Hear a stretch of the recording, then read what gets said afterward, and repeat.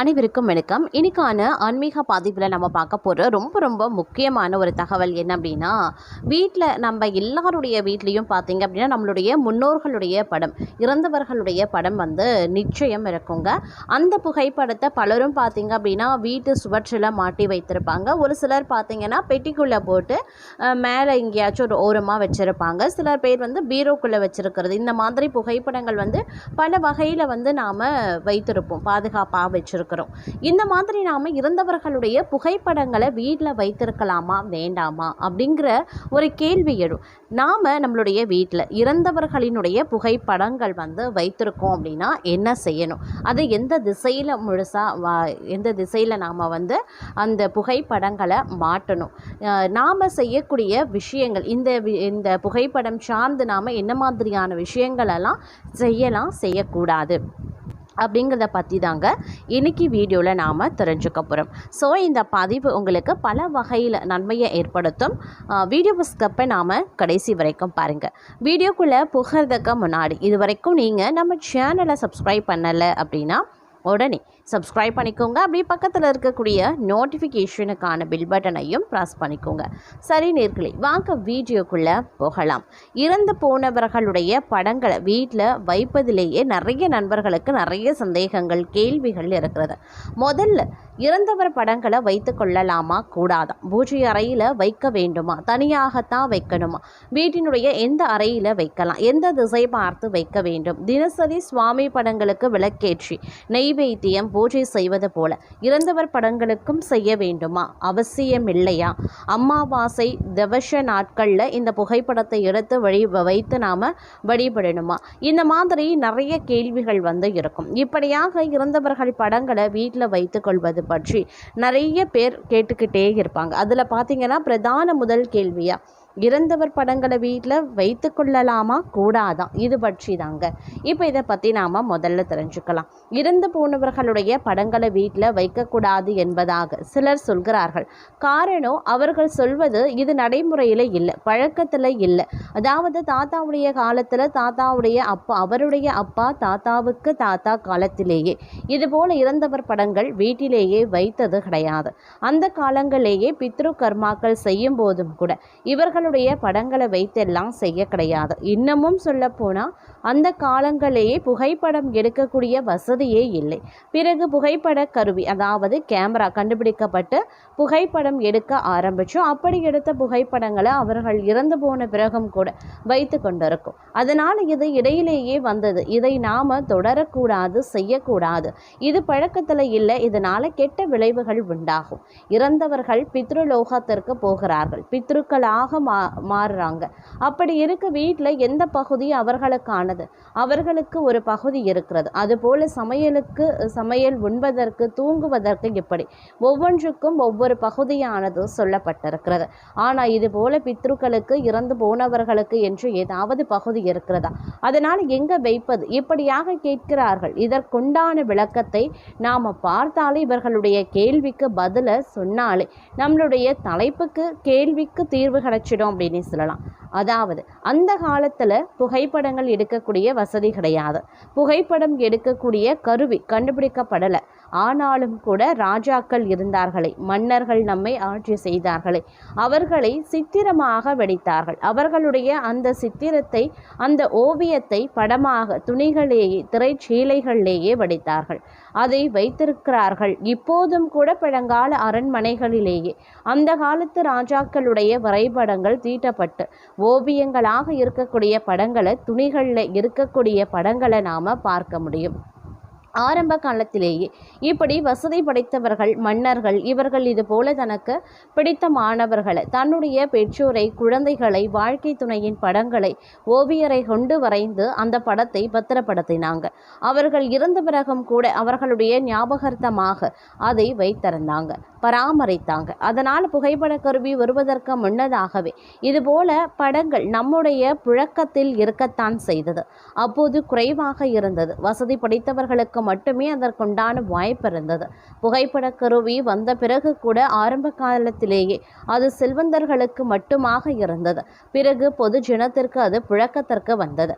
அதனால் அந்த காலத்திலேயே வெகு சிலர் கடைபிடித்ததை இப்போது வெகுஜனம் எல்லாரும் கடைபிடிக்கலாம். புகைப்படங்கள் இருக்கும்போது நமக்கு வேண்டியவர்களுடைய புகைப்படங்களை நாம் அவ்வப்போது எடுத்து பார்ப்போம், பத்திரப்படுத்துவோம், வச்சிருப்போம். அவர்கள் இறந்த பிறகும் கூட ஞாபகார்த்தமாக வீட்டிலேயே வைத்து கொள்ளலாம், தவறில்லை. மேலும் நம்மோடு வாழ்ந்தவர்கள், நமக்காக வாழ்ந்தவர்கள், நம்மை வாழ வைத்தவர்கள், இப்படிப்பட்டவர்கள் இழந்த பிறகும் அவர்கள் இறந்த பிறகும் நம்மளுடைய உள்ளத்திலையும் இல்லத்திலையும் வைத்து நாம் பூஜிக்க கொண்டாட வேண்டும். அதுதான் நம்மளுடைய கடமை, உரிமையும் கூட. நம்மளுடைய தர்மப்படி இறந்தவர்களை பித்ருக்கள் என பிரதிமாத அமாவாசை, மகாலயபட்சம், அவர்கள் இறந்த திதி என ஓராண்டிற்கு 96 நாட்கள் விசேஷமாக வழிபட வேண்டிய கடமை நமக்கு இருக்கிறது. இது கடன் என சொல்லப்படுகிறது. வள்ளுவரும் இதை நீத்தார் கடன் என சிறப்பித்து சொல்லியிருக்கார். மேலும் இப்போது இருக்கக்கூடிய கருவிகள், சாதனங்கள், அறிவியல், மருத்துவ வளர்ச்சி என நமக்கு கிடைத்த நிறைய விஷயங்களை நாம் பயன்படுத்துகிறோம். அந்த காலத்திலேயே இவையெல்லாம் கிடையாது. இதுபோல் எந்த ஒரு கருவிகளையும் சாதனைகளையும் தாத்தாவுடைய தாத்தா பயன்படுத்தவில்லை என்பதற்காக நாம் பயன்படுத்தாமல் இருப்பதும் கிடையாது. அந்த வகையில் பார்த்தாலும் கூட நாம் இதுபோல இறந்தவர்கள் படங்களை வீட்டிலே வைக்கலாம். மேலும் இறந்தவர்களினுடைய புகைப்படங்களை நாம் வைக்கக்கூடாத சில இடங்களும் இருக்கிறதுங்க.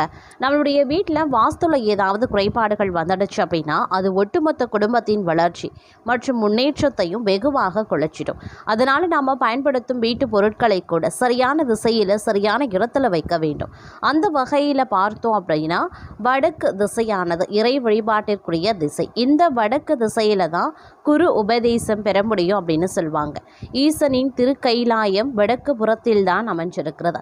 அதனால தான் வடக்கு திசையில தலை வைத்து படுக்கக்கூடாது என்று அறிவுறுத்துறாங்க.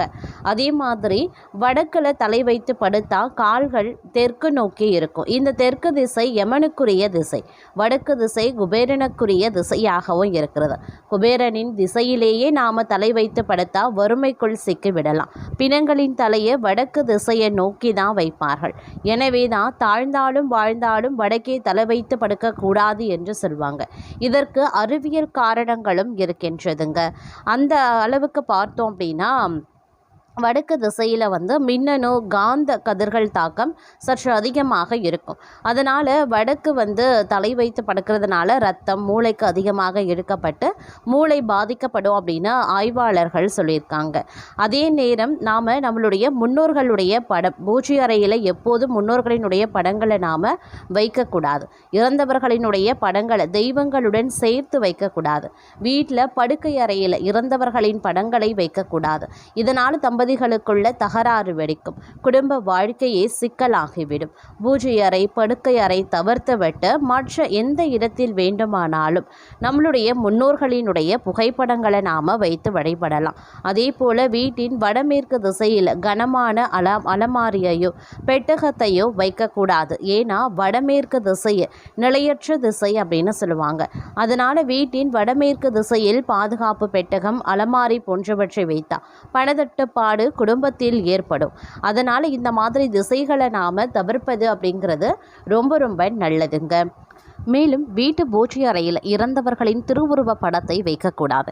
அப்படியே சிலர் வைத்திருந்தாலும் கிழக்கில் வைத்து மேற்கு பக்கம் பார்த்தவாறு வைக்கக்கூடாது. தெற்கில் வைத்து வடக்கையும் பார்த்தவாறு இருக்கக்கூடாது.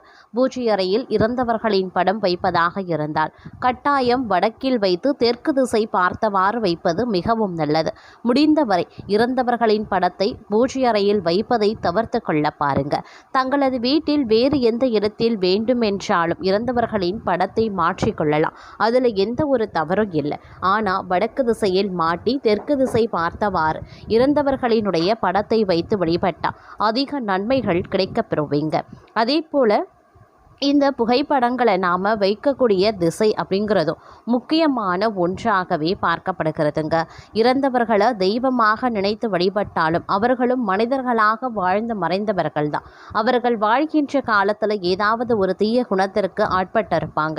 அதனால் கடவுள் படத்திற்கு சமமாக அவர்களுடைய படத்தை பூஜை அறையில் வைக்கக்கூடாது என சாஸ்திர நியதிகளும் சொல்கின்றது.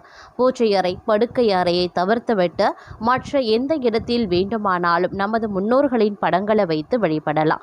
அதே போல முன்னோர்களுக்கு ஏற்றுவதற்கு என்று தனியாக ஒரு விளக்கை வைத்துக் கொள்ள வேண்டும். பூஜை அறையில் பயன்படுத்தும் விளக்கை முன்னோர்களுக்கு எக்காரணத்தை கொண்டும் ஏற்றக்கூடாது. சாதாரண விளக்கு ஏற்றும் நல்லெண்ணெய் பயன்படுத்தி விளக்கு ஏற்றலாம். நெய் விட்டும் விளக்கு ஏற்றலாம். அனைத்து எண்ணெய்களும் சேர்த்து ஏற்றலாம். முன்னோர்களை வழிபட ஏற்றும் விளக்கிற்கு என்ற தனி எண்ணெய் கிடையாது. பூஜைக்கு பயன்படுத்தும் எண்ணெயை கூட பயன்படுத்தலாம். ஆனால் விளக்கு தனியாக வேறு விளக்கையே பயன்படுத்த வேண்டும் அப்படிங்கிறதையும் நினைவில் வைத்து கொள்ளுங்க.